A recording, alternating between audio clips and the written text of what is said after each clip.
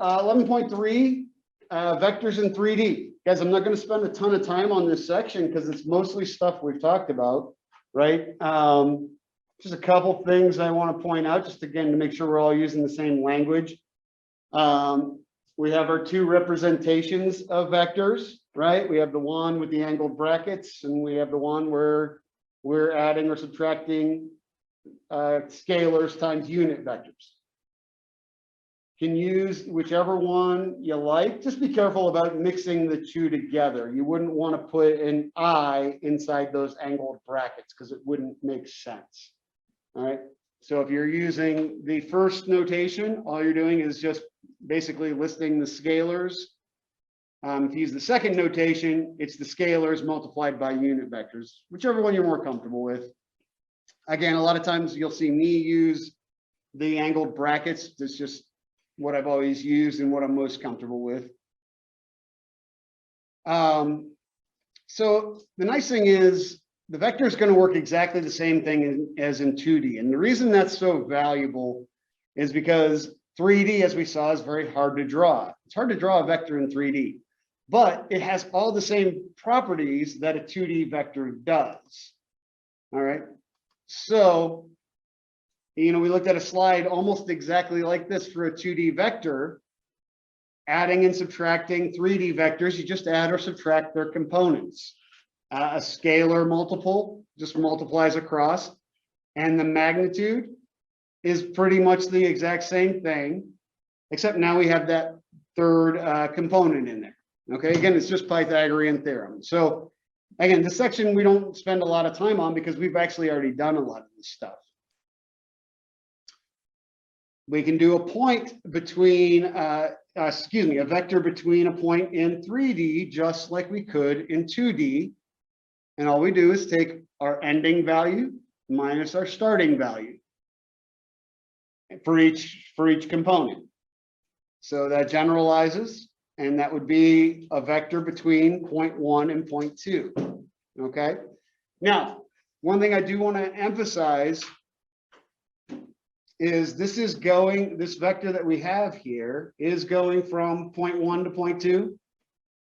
And notice that, okay, if we do that, then it's x2 minus x1, right? Think of it this way. It's where you're ending minus where you started.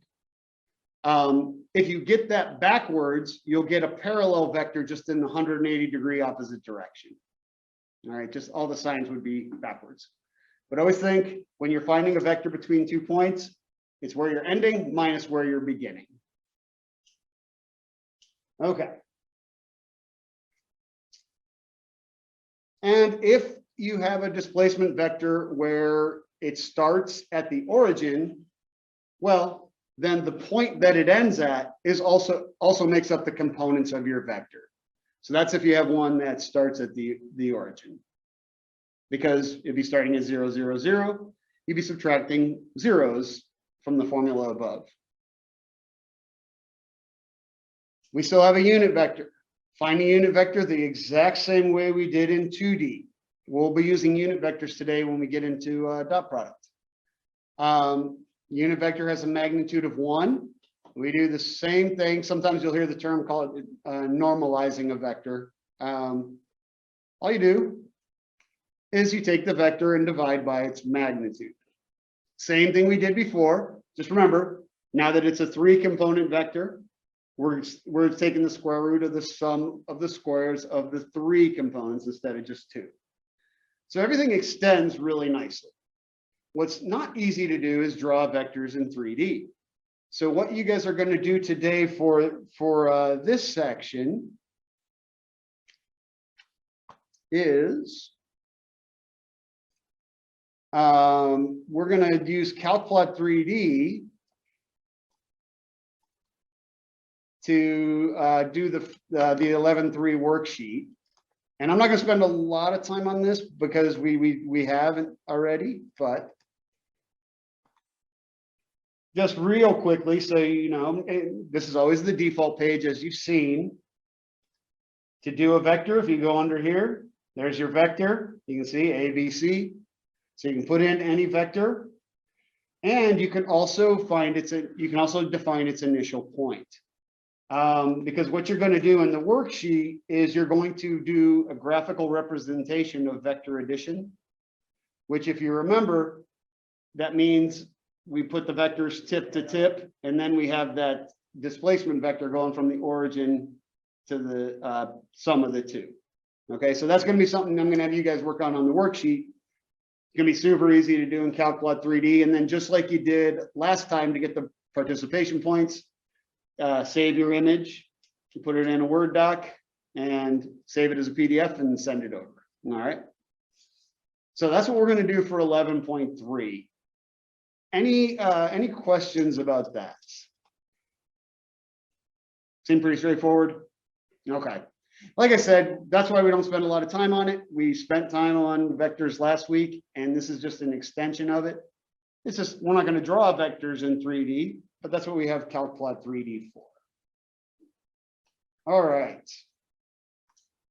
Then let's move on to the dot product.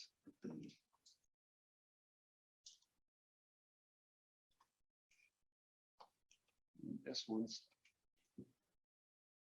So the dot product is going to be one of our two ways of multiplying vectors.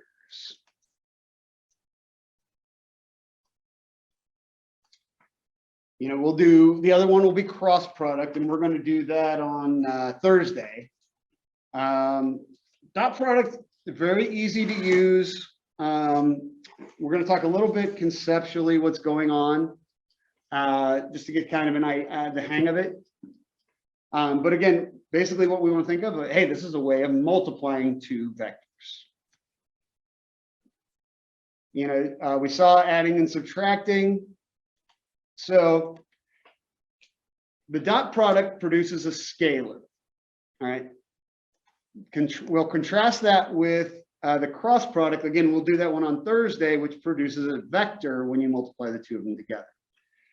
We'll talk a little bit more about it on Thursday once we've seen cross product, but they have different uses. They're used in different situations. But one of the things I'll tell you about the dot product is it works for n-dimensional vectors. So it is scalable. So we're going to do it with 2D vectors. We might do it with 3D vectors, but we could do it with a 10-dimensional vector.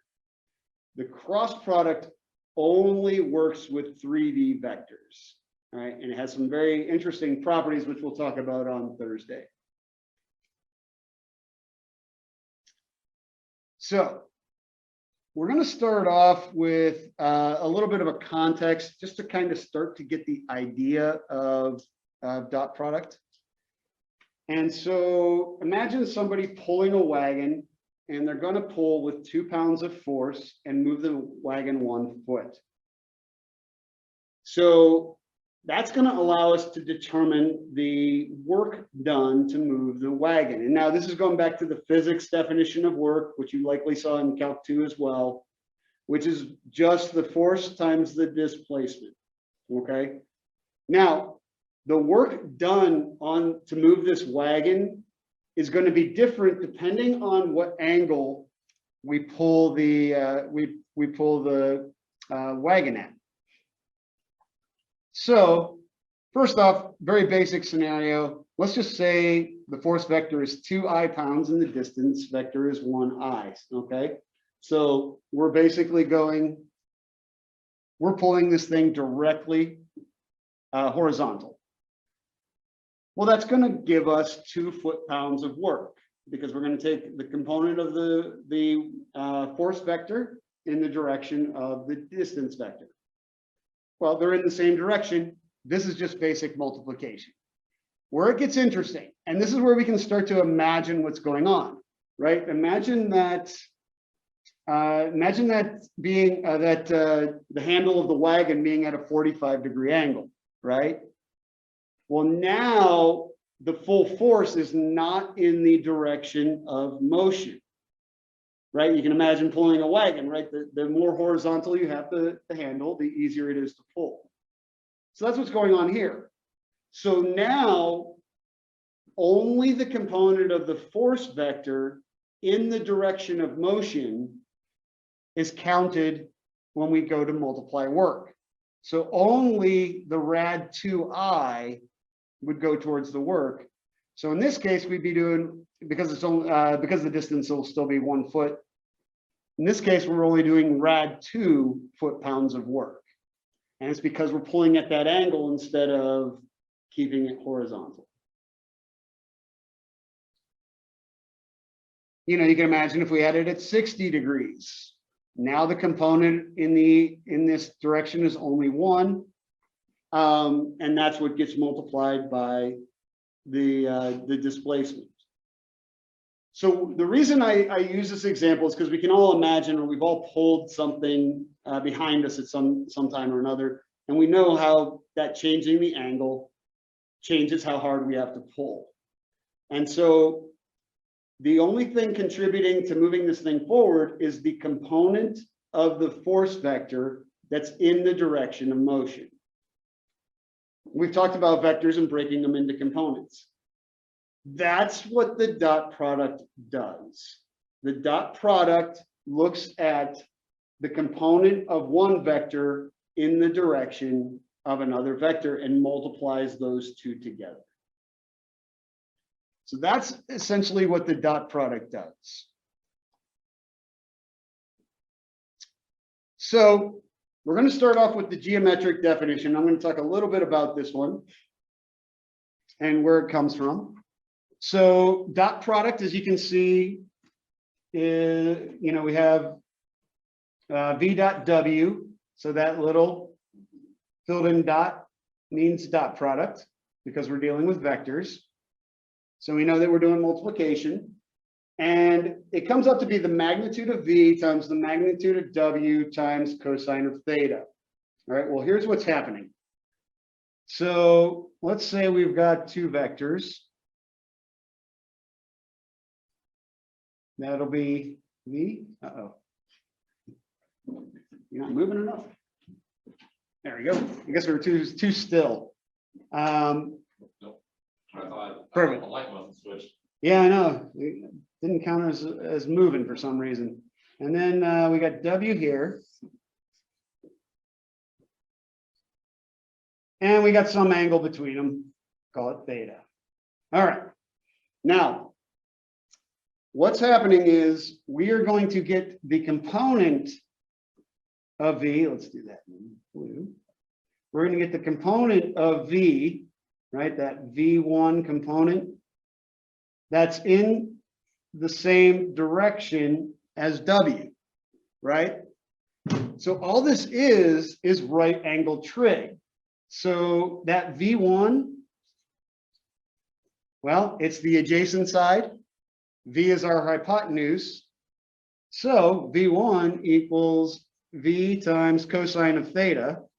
It's one of the great things about vectors is it all ends up just being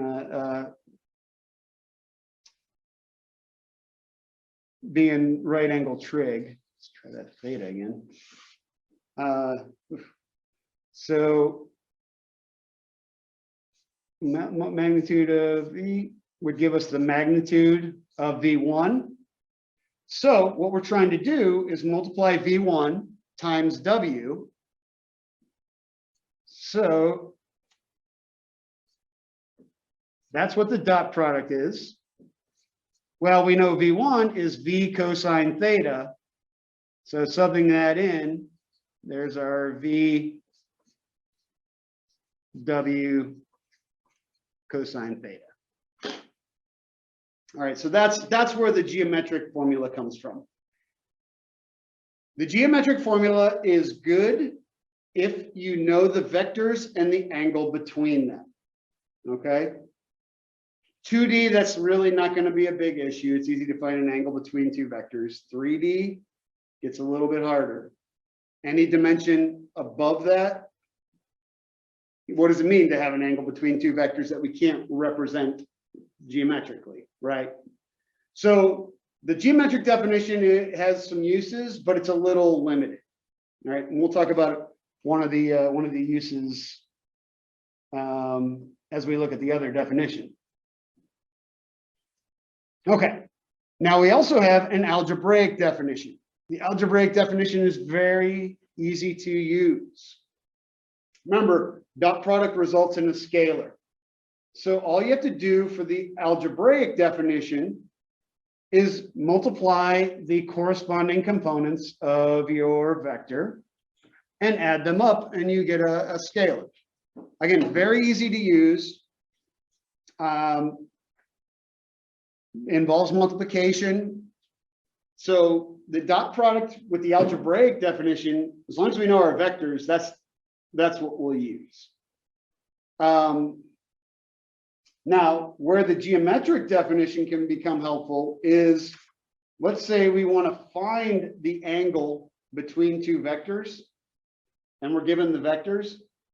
We can do the geometric definition up to, except for theta, right? And we could do the algebraic definition and set those equal to each other and solve for theta. Right? So that's one of the places where we'll use the geometric definition most often, is to find the angle between two vectors. Because if we know the vectors, we're always just going to use the algebraic one, because that'll give us a value. And we know that the algebraic version is equal to the magnitude of V times the magnitude of W cosine theta. Not sure why I put that line in there, but again, if we know the vectors V and W, well, this is very easy to do. This is easy to do, and this is easy to do. All we have left is to solve for theta. All right. So that's how we'll use it more often than actually in the forward direction. So we get a scalar. Again, these definitions hold for n dimensions. Obviously, the geometric doesn't make a lot of sense for any dimension over 3, but the algebraic definition would still work. We're not going to show that they're equal, but what you do to show that they're equal is you use basically law of cosines to show that these two versions of the definition are equal to each other. All right, just a few properties of the dot product and then how we would use it.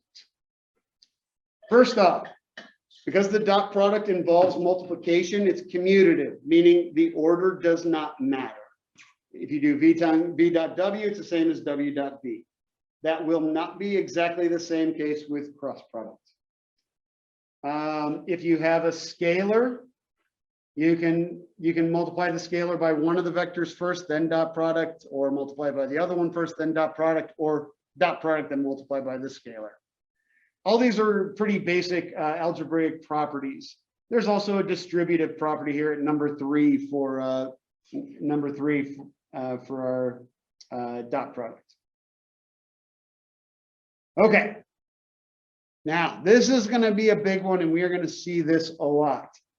If two vectors are perpendicular, or you'll also hear the term orthogonal, or you'll also hear the term normal.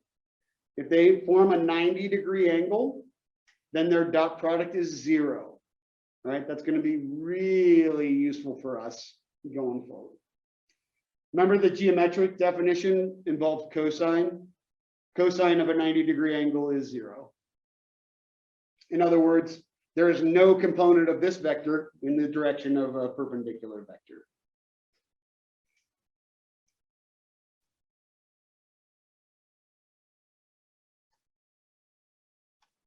Okay. There's just the last one is just a relationship between the magnitude and the dot product. If you dot a vector with itself, it's basically what you're doing is summing up the squares of its components, which is the part that's under the radical in the magnitude. That's not something we use that often. It's just a nice little property. All right. Guys, we're going to deal a lot with what are called normal vectors in here. Again, normal vectors means a vector that is perpendicular to something that we're looking at. So in this case, we want to find a vector perpendicular to the line 4x plus 3y equals 24. We are looking for what's called its normal vector. All right. Now, I'm going to kind of walk you through this on this one. This is going to be something that's going to be very useful to us, though. First off, I'm just going to grab a couple points that are on this line. 0, 8 and 6, 0 are on this line. Now, why would I do that? Well, because then I can find a vector that is between those 2 points. All right, so 6, -8 is a vector that is parallel to this line. Everybody okay with that? Now, what you're going to see when we're done, you're going to have a very quick way of getting the normal vector when a line is in this general form. All right, now, so what we're looking for is a vector that is perpendicular to 6, -8. So we want a vector that when dotted with 6, -8 comes out to be 0. Now there's an infinite amount of vectors that we could come up with that could do that. You know, I could give you a component to multiply by 6. You could give me a component to multiply by 8 so that it adds to 0, right? That's all that's really happening. But there's one in particular that I picked, and you're going to see really quickly why I picked it. For example, if we do the vector 4, 3, and we run the dot product, right? So let's just kind of review our definition of dot product. That would be 4 times 6 plus 3 times -8. So I've got a positive 24 and a negative 24, and that equals 0. So therefore they are perpendicular, right? Nothing crazy going on there. But what do we like about that vector 4, 3 in relation to the original line? Yeah, we got the 4 right there and the 3 right there. That is not a coincidence. When a line in 2D or 3D, we're going to see on Thursday, is in this general form, AX plus BY equals C. The normal vector is just the vector of those coefficients. We're guaranteed it, and we can always show it by this exact same method. So this is something that generalizes. And this is going to be something very useful to us because anytime we have a line in general form in 2D or 3D, we'll be able to get the normal vector very, very quickly without even having to do any work. We literally just collect the coefficients. So this guy here is what's known as the normal vector. All right, so that's one of the things we'll be looking at today is finding the normal vector showing that something is normal or perpendicular or orthogonal. And again, you know, if you've got a line already in general form, it is as easy as saying, okay, all I got to do is take my coefficients of X and Y. Those are the components of my vector. Vector projections. This is another big use of dot product. The way I like to think of vector projections, you're looking at the influence of one vector in the direction of another one. The example I always give is wind on the path of a plane, because we did a little bit of that on Thursday last week. And so the way I like to think about it is, okay, you know, if we have, let's say we have a plane vector in green here, and then we have another wind vector, and we have another vector for our wind in blue. Okay, so the blue is our wind here. If we want to know how much influence the wind vector is having in the direction of the plane, what we need is the component of the wind vector that's in the direction of the plane. So we would essentially break W into two components, one of them being, that would be our W1 that's in the direction of the plane, and then it would have some perpendicular component over here, call it W2, that's perpendicular to the direction of the plane, so it has no influence on the motion of the plane. So what a vector projection does is it does that for us. It finds the influence of the wind vector in the direction of a plane. So that's the way that I've always conceptualized about what a vector projection does. Another example of the vector projection was the wagon we were talking about earlier. We did a vector projection of the force vector in the direction we were pulling the wagon, because we only cared about the component of the vector that was in our direction of motion. All right. Now, the nice thing is the dot product does this for us. So really what I would do here, if let's give that, if this is our plane vector here, I would make the plane vector a unit vector. So, we got our plane vector, we make it a unit vector.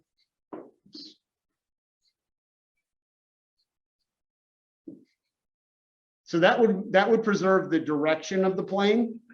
And then we just dot that with the wind vector. That's a vector. This guy here, and you'll see it on the next slide. This is a vector projection. What that would do is give us how much of the wind is in the direction of the plane. So we could say, okay, this is how much how much speed the wind is adding to the plane's path.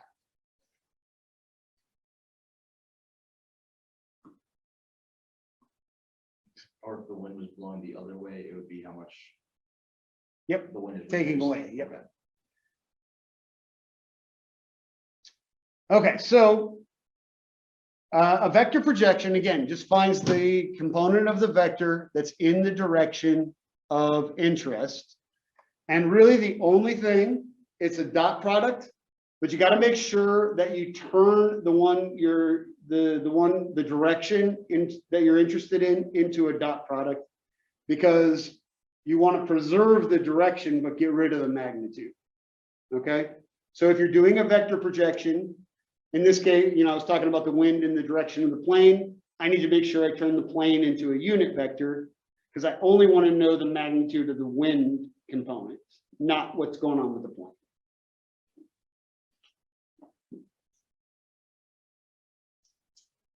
Now, we talked a little bit about this. So the vector projection takes care of finding V parallel. V perpendicular is the component that would be doing nothing in the direction of motion because it's perpendicular. If you ever needed to find V perpendicular, well, remember, the two components, V perpendicular and V parallel, have to add up to V. All right, so V perpendicular plus V parallel have to add up to V. So we get V parallel by doing the vector projection.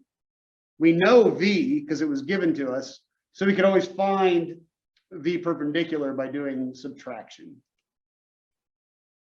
There's not a whole lot of instances where we're going to need V parallel, but I have it on here, so I figured I just mention what it's talking about, what it's referring to.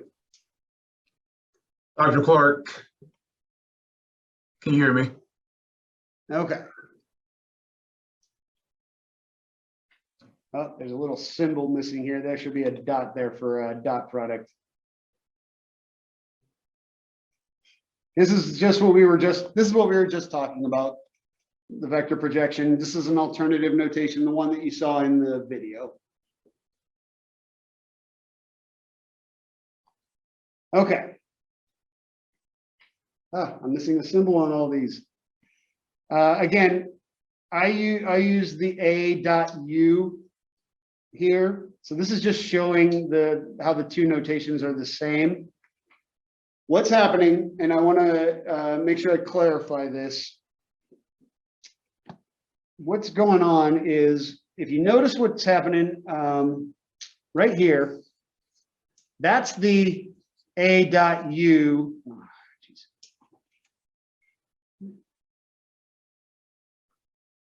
That's the A.U from the previous slide. All right, that's that scalar that the dot product gives us, that vector projection.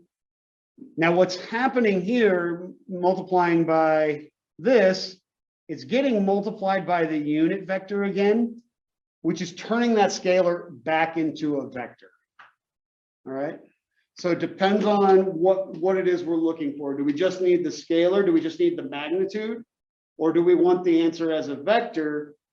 Well, you would multiply by the unit vector one more time. That's where this notation from the video relates to the notation I have in the slide.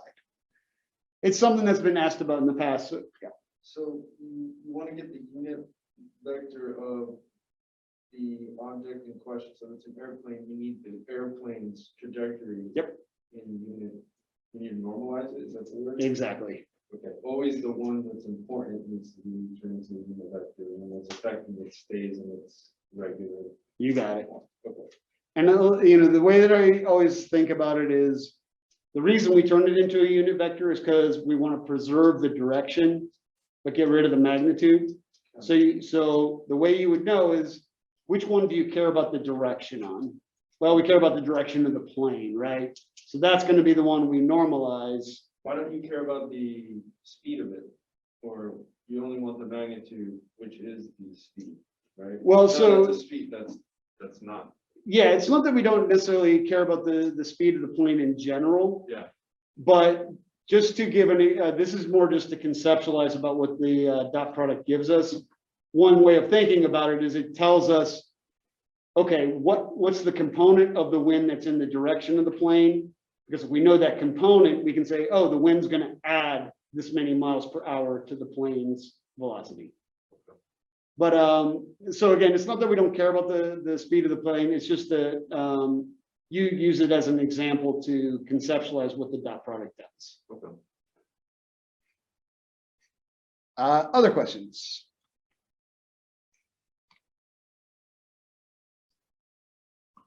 Okay.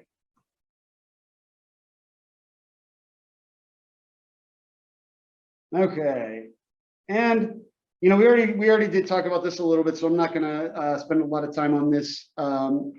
But one use of the vector projection is determining work, because we only care about the component of the force vector that's in our direction of motion. So the direction of motion would be the one we would normalize, right? Because that's the direction we care about. And then we would take our force vector and dot it with that direction. That would give us the work done to move that distance. Questions at this point? So it'll be, I'm going back to like the plane thing. So it's Yeah.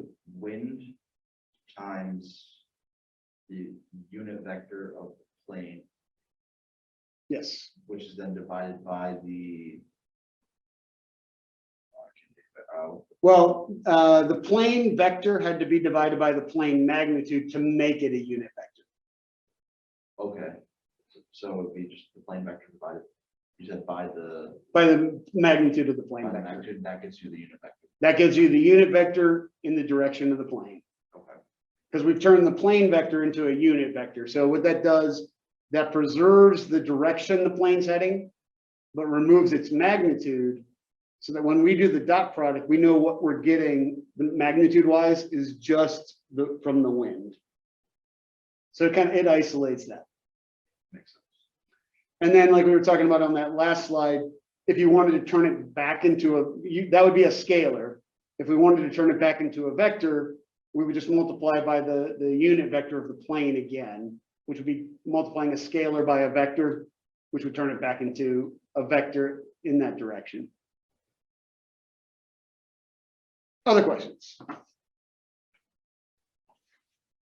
Okay, let's go on to the worksheets. Like I said, we're going to do them both at the same time. I'm going to give out 11.3 and 11.4. 11.3 is more done on the computer. So, we might start with 11.4 since we're to work in groups while we're together.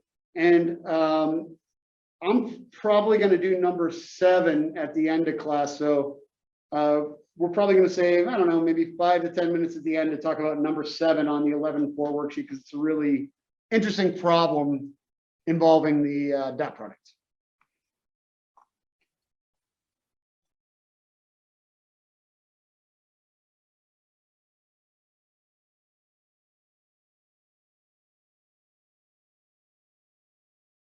You can use the distance formula and optimize with calculus.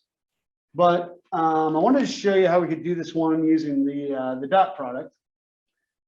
So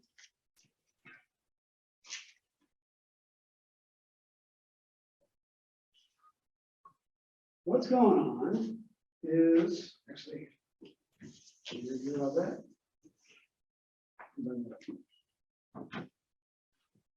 All right, so we've got some line coming through the 3x minus 4y. That's line 3x minus 4y. And then we've got some other point out here at 2, 7. And we want to get the shortest distance between that point and the line. Okay, so what we're basically looking for. Well, let me ask you guys. What can we say, if I were to draw the shortest possible line from that point to the line, what would we know about that line I'm about to draw? It's perpendicular, Perpendicular to? the purple line. Yes. So that would represent the shortest distance. Okay, now let's think about what we talked about today. We want something that is perpendicular to this line. Notice it's in its general form. Sorry, f equals 20. But what did we talk about today that we know would be perpendicular to this line?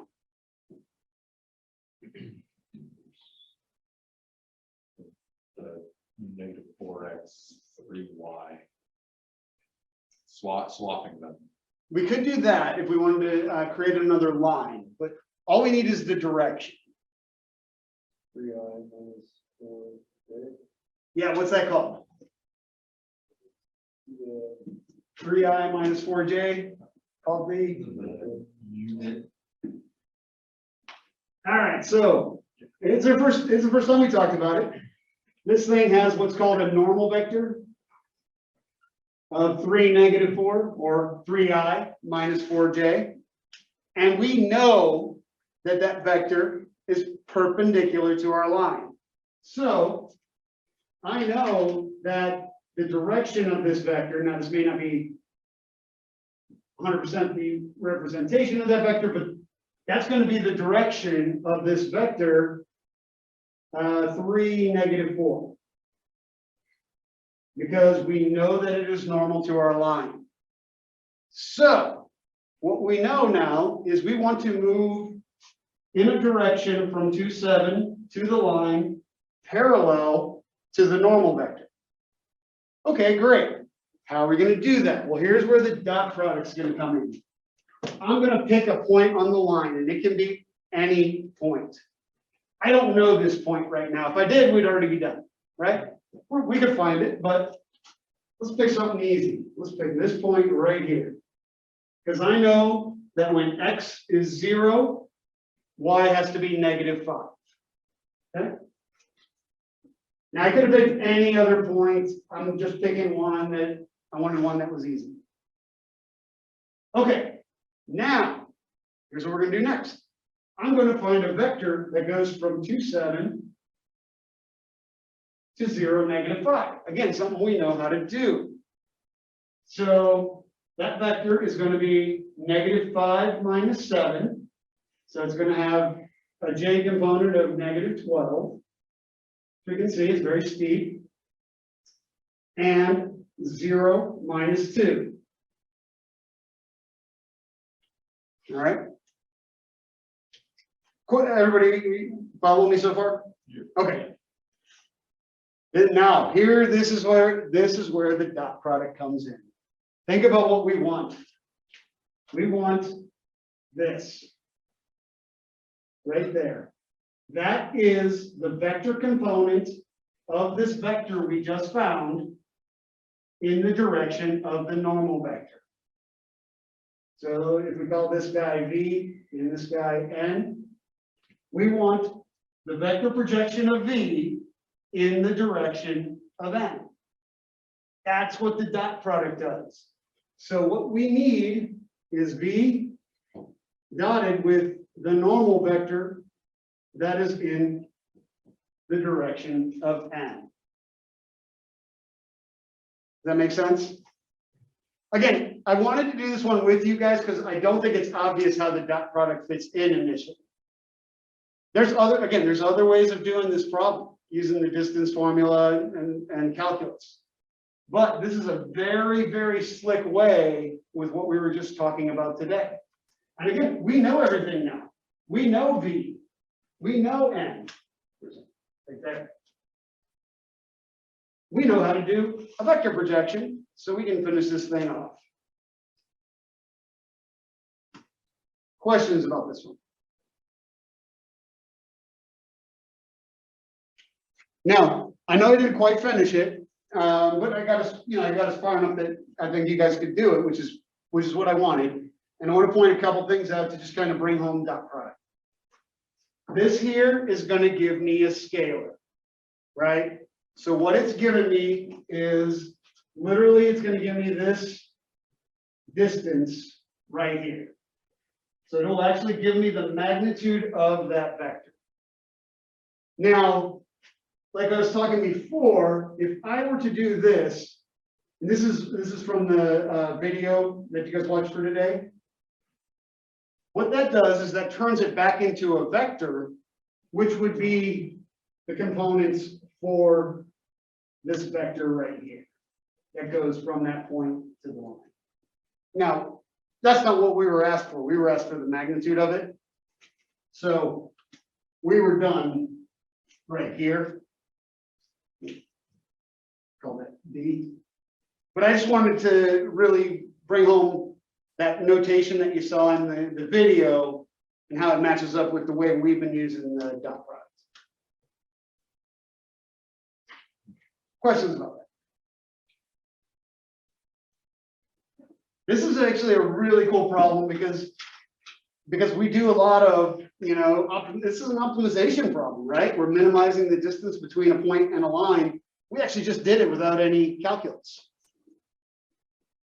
Okay, I think, yeah, we are out of time. We are at 6:30. So I'm glad we got to go through that one. I know I didn't do all the calculations, but I showed you what I wanted to see, which was how conceptually the dot product fits into that problem, which is actually really cool. Don't forget, if you took pictures of the problems, make sure to upload those before next class. Same thing, the PDF of your vector addition. Make sure if you want to get points for that, just send it to me before next class. We're going to move on to 11.5 and 11.6, cross product and planes. So we'll get in the other form of vector multiplication. And then we'll start talking about planes. So, all right. That is it for me today. You guys have any questions, let me know. And as always, don't forget, you have access to the Math Center and the online tutoring, and you can always email, and you got the forum. So you don't have to wait till Thursday to ask questions. Be groovy. You Have a too. good one. All right, guys. Oh, and if you don't mind erasing the boards.